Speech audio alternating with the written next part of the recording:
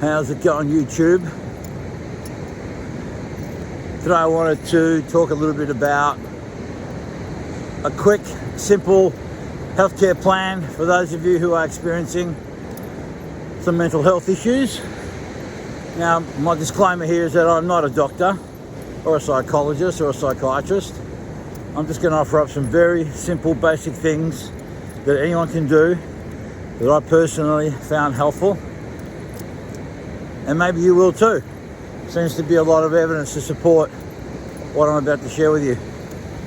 So the first pillar, I believe, and this doesn't just apply to mental health, but I think your physical health, just overall health in general, which is, and you've heard me harp about this before, which is nutrition, your diet. The quickest and easiest thing that can help contribute towards a better sense of well-being is to have a look at your diet. Now, most people's diet is pretty average. We have an obesity epidemic in this country and it's not helping. It seems to be contributing to things like, well, diabetes, cancer, dementia, autoimmune issues, all kinds of stuff. So, first thing, have a look at your diet. And dare I say, I think most of us can look at tweaking it, are able to find small ways of doing it. Look, in my opinion, the quickest, easiest fix, if you want to call it, really is going to give you more bang for the buck than anything, is to eliminate processed foods, sugar. Okay, I'm a no carb guy. I don't expect you to go that hardcore, but if you can get rid of the sugar, or certainly at least pull it back, and just pull it back gradually over time so it doesn't become too severe for you, because sugar is very addictive. It works in the same part of your brain as cocaine, and as a former cocaine addict, I can attest to what that's like. So sugar, processed food, so anything that came in a packet, in a box, in a bag, that was highly processed in a factory, you got to stop that stuff, or certainly at the very least pull back on it. You know, the diet that you're eating today is something that developed over time and probably evolved and changed over the years, but I don't think whatever your diet is today is something that you just decided overnight to do and just adopted it. So you got to think about changing into something that's a bit better, a bit more helpful as a gradual process. So those two things. Next one is doing some kind of exercise. I like going to the gym, doing a bit of boxing. You don't have to do anything strenuous like that, but at least getting out for a walk. Early in the morning if you can possibly do it. Good way to get up your dopamine levels, set you off the day better so you feel like, okay, I've accomplished something. I've done something that is helpful, something that is positive, and puts you in a better frame of mind. So exercise. You know, for those of you who have never exercised or haven't done much for a long time, just start with walking. Start with walking and do it outside. Don't worry about the treadmill. Okay, look, if you live in some super snowed in place and it's minus 100,000 degrees, okay, get on a treadmill. But for most people, particularly in this country, Australia, where I'm from, I think most of us are able to get outside. Weather's pretty good for the most part of the year. Get some walking in.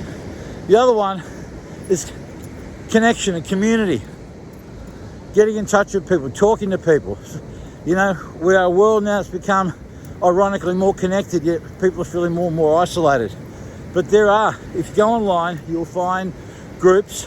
I go to a men's group, a couple of them here in Geelong. I just did Geelong here in our state, Victoria. Men's groups, shout out to the Mental Health Militia and the Wandering Man and the Walking Man groups. You know, I head out there, check in with blokes, and there's something to be said about being around other people who are going through similar things as you, or people that have come through it and are doing really well, that you can sit down and have a chat with and just talk about stuff. Not because you're trying to what's what I'm looking for, out-victimize each other and compare who's got the worst life. But, you know, again, sometimes we can feel like islands unto ourselves.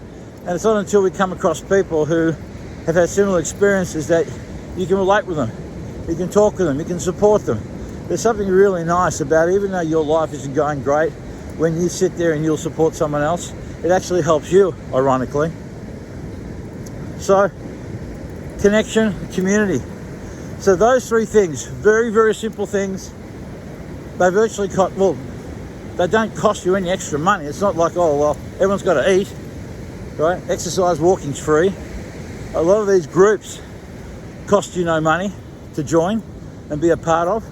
So there really is no excuse to not at least make an attempt to improve those three areas of your life, which I can tell you that if you make a start and do it in incremental steps. Now, I know a lot of you say, look, I couldn't be bothered.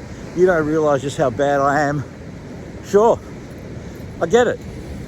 And like I said to you, the condition that you find yourself in, the state you find yourself in today, is not something that happened overnight.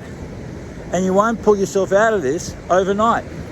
But if you make small steps along the way, you make yourself accountable to this group, you're consistent. Consistency is key. I think you'll find that you'll start to feel better, and as you start to feel better, you'll have better things happen in life. At least that's been my experience.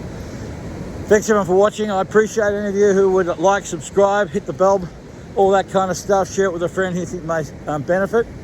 And I wish you guys a good weekend. And as always, I'd like to end off, say please be nice to each other, but more importantly, be nice to yourselves. I'm going to go and check out the sunrise. All right, have a good one.